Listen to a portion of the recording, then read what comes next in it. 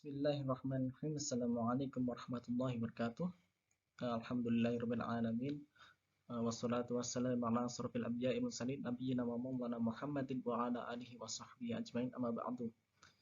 Baiklah teman-teman, pada kesempatan kali ini kami akan mempresentasikan Asbabul Wurud hadis ke-48, 49 dan juga 50.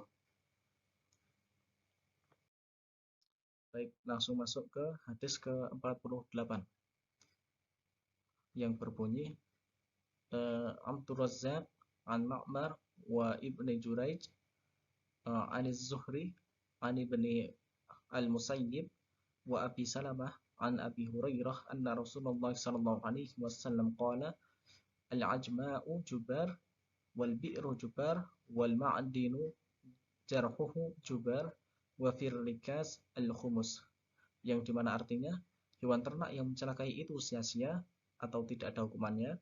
Sumur maksudnya terperosok ke dalamnya juga sia-sia. Luka yang diakibatkan tempat pertambangan juga sia-sia. Dalam harta rikas ada kewajiban seperlimanya. Nah, untuk takhrij hadis ini berada di kitab Musannaf Abdul Razzaq nomor hadis ke 18.373 dalam bab Al-Ajma juz 10 halaman 65. Hadis ini juga berada di Musnad Ahmad nomor 8.971, Musnad Ad-Darimi nomor 2.422, Sahih Al-Bukhari nomor 1.499 dan Sahih Muslim nomor 1.710. Untuk Asbabul Wurud, dari Abdul Razzaq berkata dalam kitabnya Al-Musannaf dari Ibnu Jurayj dari Yaqub bin Utbah, Salih dan Ismail bin Muhammad, mereka mengklaim bahwasanya Rasulullah SAW bersabda, hewan-hewan ternak yang mencelakai itu sia-sia atau tidak ada hukumannya. Sumur maksudnya terperosok ke dalamnya juga sia-sia. Luka yang diakibatkan pertambangan juga sia-sia. Dalam harta rikas ada kewajiban seperlimanya. Riwayat melanjutkan, dahulu orang-orang jahiliyah menanggung orang hidup atas kerusakan yang ditimbulkan hewan ternak mereka, sumur dan pertambangan mereka. Ketika hal itu disampaikan pada Rasulullah SAW, maka beliau menyampaikan keputusan seperti yang beliau sampaikan itu. Abdul Razzaq berkata dari Ibnu Jurayj, ia berkata Abdul Aziz bin Umar mengabarkan kepadaku dari surat milik Umar bin Abdul Aziz, dan di dalamnya disebutkan telah sampai kepada kami bahwa Rasulullah SAW bersabda tentang dua orang, di mana yang satu tertimbun pertambangan dan yang lain tewas akibat hewan ternak. Beliau bersabda, kematian yang ditimbulkan pertambangan itu sia-sia, kematian yang ditimbulkan hewan ternak itu sia-sia. Kata jubar dalam bahasa penduduk Tihamah, maknanya sia-sia adalah tidak ada pertanggungan. Nah, untuk syarahnya, Rasulullah SAW bersabda, pengerusakan binatang itu adalah tidak ada tanggungan. Hal ini juga harus digarisbawahi bahwa pengerusakan itu terjadi di siang hari atau terjadi di malam hari tanpa ada unsur kecerobohan dari pemiliknya atau pengerusakan hewan itu tersendiri. Dalam 3 kasus ini, pemilik binatang tidak bertanggung jawab. Inilah yang dimaksud hadis di atas. Adapun jika binatang itu ada yang menggiringnya, pemandu atau penumpangnya, lalu binatang itu melakukan pengerusakan terhadap barang orang lain dengan kaki-kakinya, mulutnya atau lainnya, maka yang wajib membayar ganti ruginya adalah orang yang bersamanya. Maksudnya bersama dengan binatang itu, baik itu pemiliknya atau orang yang menyewa atau orang yang minjamnya atau orang yang dititipnya atau yang lainnya. Kecuali jika binatang itu membunuh seorang, maka diatnya ditanggung oleh keluarga orang yang bersama binatang itu. Al-Qadhi berkata, telah terjadi ijma' di kalangan ulama bahwa pengerusakan binatang pada waktu siang hari itu tidak ada pertanggungjawabannya jika tidak ada orang yang bersamanya. Jika ada orang yang menungganginya, sopir atau penuntunnya, maka menurut mayoritas ulama, orang itu harus mengganti kerugiannya. Daud Az-Zahiri berkata, pengerusakan itu tidak menuntut tanggung jawab secara mutlak, kecuali jika ada unsur kesengajaan dari orang yang memerintahkannya. Mayoritas ulama juga menyatakan bahwa hukum binatang yang terkenal membahayakan itu sama dengan binatang yang lain. Malik dan pengikutnya menyatakan pemiliknya harus mengganti barang yang dirusakkan. Sementara ulama madhab Syafi'i mengatakan jika binatang itu terkenal membahayakan, maka pemiliknya wajib mengganti barang yang dirusak, karena kewajiban pertamanya adalah mengikatnya. Lalu adapun jika pengerusakan itu terjadi pada malam hari, maka menurut Imam Malik, pemiliknya harus mengganti barang yang rusak. Imam Syafi'i dan juga pengikutnya menyatakan pemiliknya harus mengganti jika ia benar-benar ceroboh dalam menjaganya. Jika tidak ada unsur kecerobohan darinya, maka tidak wajib menggantinya. Abu Hanifah menyatakan tidak ada ganti rugi atas barang yang dirusakkan binatang secara mutlak, baik kejadiannya di waktu siang maupun malam hari. Rasulullah SAW bersabda, kecelakaan dalam tambang juga tidak ada tanggungannya.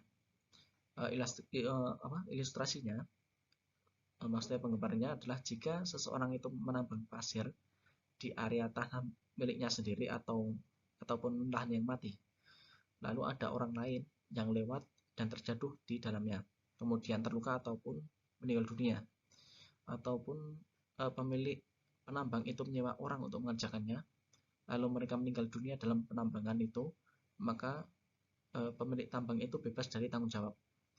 Begitu juga gambaran dalam sabda Rasulullah SAW, kecelakaan dalam sumur tidak ada tanggungan.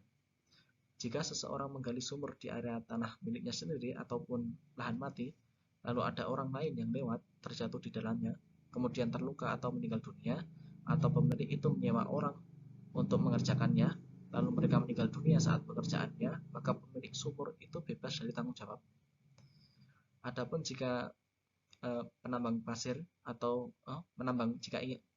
jika ia menambang pasir atau menggali di jalan umum atau di tanah orang lain tanpa seizin dari pemiliknya, lalu ada orang yang kecelakaan sebab tambang atau galian itu, maka diat orang itu ditanggung oleh keluarga penambang atau penggali dan kafaratnya harus dibayar sendiri. Jika yang mati itu adalah binatang, maka yang harus menggantinya adalah dari uangnya sendiri. Rasulullah SAW bersabda, dan zakat dalam harta adalah seperlimanya. Hadis ini dengan jelas mengatakan bahwa zakat yang harus dibayarkan dalam harta rikas itu sebanyak seperlimanya. Dan rikas itu adalah harta atau harta peninggalan zaman kuno. Dan inilah pendapat resmi dari mazhab kami dan merupakan pendapat mayoritas ulama Hijaz. Sedangkan menurut Abu Hanifah dan juga ulama Irak bahwa rikas adalah hasil penambangan. Menurut mereka, kata rikas dan ma'din, tambang, itu semakna. Namun hadis ini tidak berpihak pada mereka karena Rasulullah SAW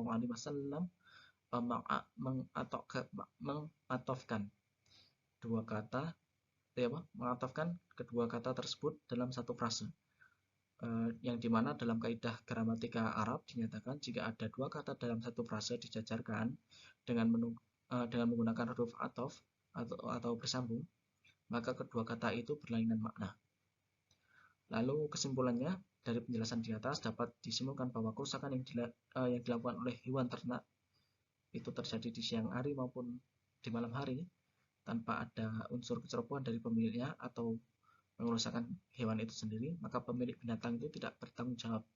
Akan tetapi jika binatang itu ada yang menggiringnya atau pemandunya atau penembangnya, lalu binatang itu merusak barang orang lain, maka yang wajib membayar ganti ruginya adalah orang yang bersama binatang itu, baik itu pemiliknya sendiri atau orang yang menyewanya, kecuali jika binatang itu membunuh seseorang, maka diatnya ditanggung oleh keluarga orang bersama binatang itu. Lalu selanjutnya hadis ke 49 yang dimana bunyinya Ani bin Mughaffal anna Rasulullah sallallahu alaihi wasallam naha 'anil khutfi wa qala innahu la yanka'u aduwan wa la yasidu saydan walakinnahu yaksiru sinna wa yafqa'ul ain. yang artinya Rasulullah SAW melarang khadzaf atau ketapel batu, dan beliau bersabda, ia tidak mencelakai musuh dan tidak bisa membunuh hewan buruan, melainkan ia hanya mematahkan gigi dan menghilangkan mata. Untuk takhrid, hadis ini berada di kitab Musnad Ahmad nomor 20.540 dalam bab hadis Abdullah bin Mughaffal al-Mazni juz 34 halaman 164. Hadis ini juga berada di kitab Musnad Ad-Darimi ya, nomor 454, dan juga Sahih Muslim nomor 1954. Lalu asbabul wurudnya diriwayatkan oleh Abu Dawud dan An-Nasa'i dan Buraidah bahwa ada seseorang perempuan yang melemparkan batu ke perempuan lain hingga keguguran. Kemudian perkara tersebut diadukan kepada Rasulullah Sallallahu Alaihi Wasallam. Dia menetapkan denda 500 kambing untuk anaknya. Sejak saat itu beliau melarang khadzaf. Lalu untuk syarahnya,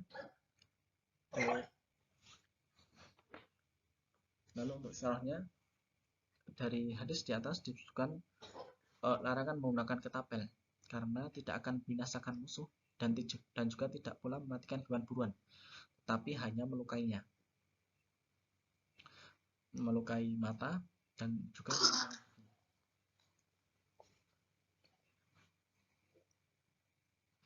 kata al-khadfu secara bahasa adalah seseorang melemparkan dengan menggunakan batu kecil atau kerikil semacamnya. Batu tersebut diletakkan di antara dua jari, yakni jari tengah dan telunjuk, atau jari telunjuk dengan ibu jari.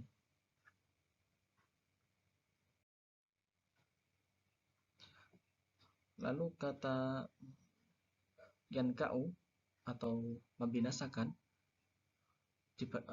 dibaca juga yankasu. Inilah yang disebutkan dalam riwayat-riwayat yang masyhur. Al-Qadhi berkata, demikian yang kami riwayatkan. Ia melanjutkan, sedangkan sebagian riwayat dengan lafaz yanki ini lebih mendekati kepada makna yang dimaksud, karena lafaz itu diakhiri dengan huruf hamzah. Maka asal katanya adalah aku mengupas kulit yang terluka sebelum sembuh. Tentunya ini bukan hal yang diinginkan, kecuali maksud sebagai majas. Namun yang lebih benar adalah diambil dari lafaz nikayah. Dalam bahasa Arab dikatakan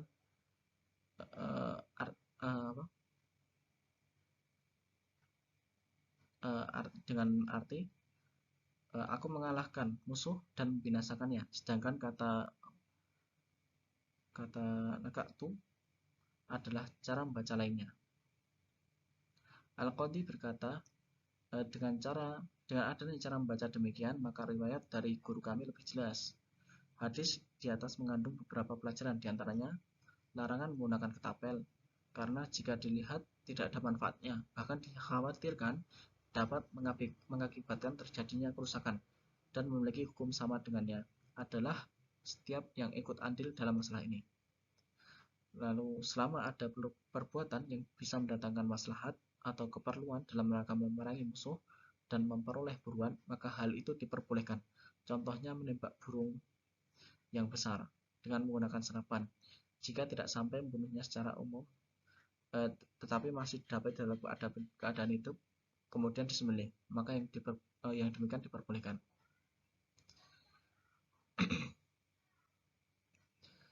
Perkataannya, aku memberitahukan kepadamu bahwa Rasulullah SAW telah melarang perbuatan itu, kemudian engkau melakukannya. Aku tidak akan mengajak engkau berbicara untuk selamanya. Hadis ini mengandung pelajaran berharga, diantaranya dibolehkan mendiamkan para pelaku bid'ah, orang-orang fasik, dan orang-orang yang suka melanggar sunnah, tentunya tetap disertai dengan ilmu. Juga boleh mendiamkan orang tersebut selamanya. Adapun larangan mendiamkan seorang muslim lebih dari 3 hari ditujukan pada seorang yang menyinggung pribadiannya atau berkenaan dengan masalah dunia. Namun jika berkenaan dengan para pelaku bid'ah atau semacamnya, maka boleh dilakukan secara terus-menerus. Hadis ini termasuk menguatkan masalah tersebut disertai dengan hadis-hadis yang serupa dengan seperti riwayat Ka'ab bin Malik dan lainnya. Lalu kesimpulannya, penjelasan hadis di atas dijelaskan bahwa menggunakan ketapel dalam mencelakai musuh itu dilarang karena tidak ada manfaatnya atau tidak akan membuat musuh itu menjadi celaka. Maksudnya tidak akan membunuh musuh, serta dikhawatirkan dapat mengakibatkan terjadinya kerusakan terhadap buruan. Kemudian perbuatan yang bisa mendatangkan maslahat atau keperluan dalam rangka memerangi musuh dan memperoleh buruan, maka itu diperbolehkan.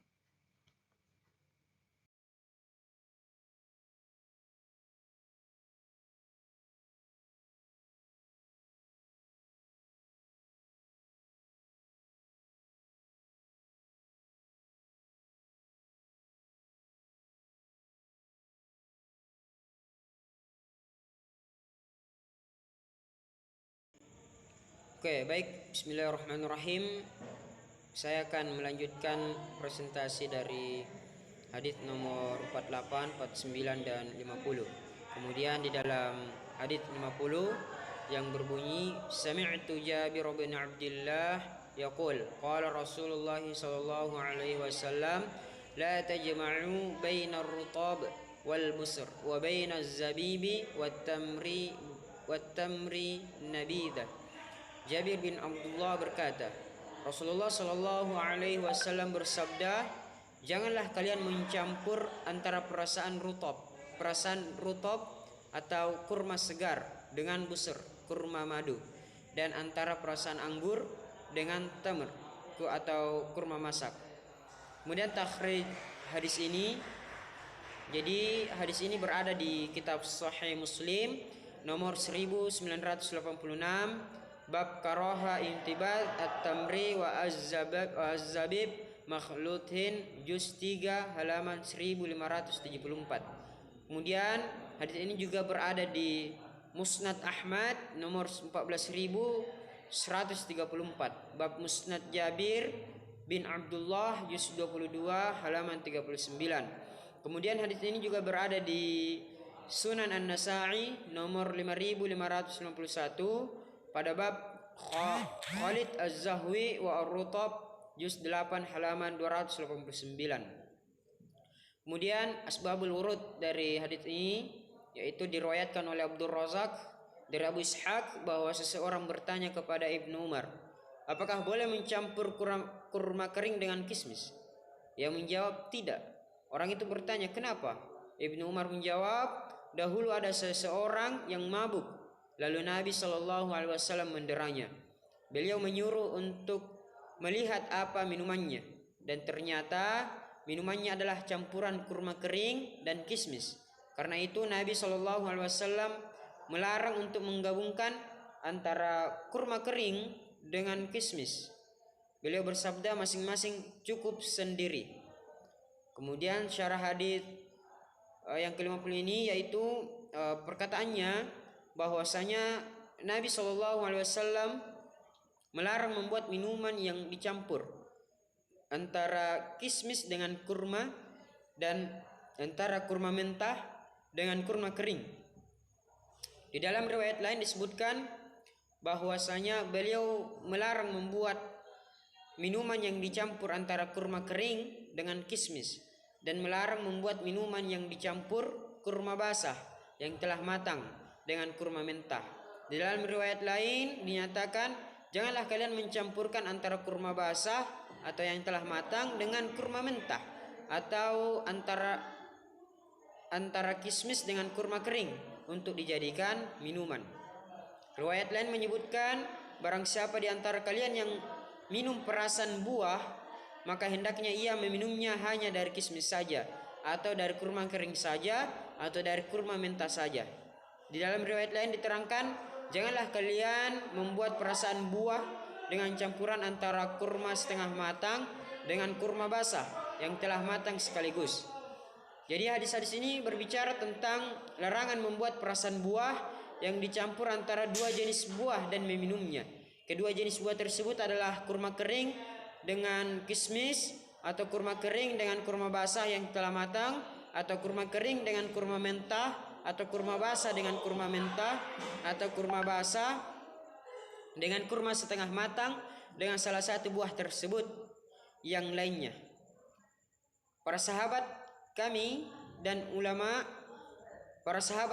ulama selain mereka berpendapat bahwa sebab makruhnya minuman tersebut adalah karena cepat memabukkan yang terjadi setelah mencampurkannya sebelum berubah rasanya. Lalu orang yang minum menyangkanya bahwa itu bukan sesuatu yang memabukkan, maka jadilah campuran itu sesuatu yang membuatnya mabuk. Mazhab jumhur ulama bahwa larangan ini bersifat makruh dan tidak diharamkan selama tidak sampai pada hal yang memabukkan. Jumhur ulama berpegang dengan pendapat ini. Sebagian ulama mazhab Imam Malik berpendapat haram, sedangkan Imam Abu Hanifah dan satu riwayat dari Abu Yusuf berpendapat tidak makruh dan tidak apa-apa. Karena apa yang sudah dihalalkan satu jenis maka halal juga dicampurkan. Jumhur ulama membantah pendapat ini dan mengatakan bahwa ini termasuk menentang syariat. Telah terdapat beberapa hadis sahih dan tegas tentang larangan ini. Jika hukumnya bukan haram maka makruh. Para sahabat Malik berselisih pendapat terkait dengan larangan tersebut. Apabila dikhususkan dalam minuman atau bersifat umum, pendapat yang paling benar adalah bersifat umum. Adapun mencampurkannya pada waktu membuat minuman atau bahkan pada adonan dan selainnya maka tidak apa-apa. Wallahu a'lam. Sabda Nabi SAW yang artinya janganlah kalian membuat perasan buah dengan campuran antara kurma setengah matang. Kata Az-Zahwa atau Az-Zuhwa ini merupakan dua cara membaca yang sudah masyhur. Al-Jauhari berkata, penduduk Hijaz membacanya Az-Zuhwa. Kata Az-Zuhwa adalah kurma yang sudah mulai nampak merah atau kuning dan setengah matang. Kemudian perkataannya wa kutubilah Jurashi, dan beliau menulis surat kepada penduduk Jurashi. Jurashi ini adalah nama daerah di Yaman. Kemudian kesimpulan dari hadits ini adalah dalam penjelasan di atas dapat disimpulkan bahwa minuman tersebut dikatakan makruh disebabkan minuman itu cepat memabukkan setelah mencampurkannya sebelum berubah rasanya. Lalu orang yang minum menyangkanya bahwa itu bukan sesuatu yang memabukkan, maka jadilah campuran itu sesuatu yang membuatnya mabuk. Menurut mazhab jumhur ulama bahwa larangan ini bersifat makruh dan tidak diharamkan selama sampai pada hal yang memabukkan. Ya, jadi mungkin itu presentasi dari kelompok kami dari hadits 48, 49 dan 50. Lebih dan kurangnya mohon dimaafkan dan saya akhiri dengan ucapan nun wal qalami wa ma yasturun. Assalamualaikum warahmatullahi wabarakatuh.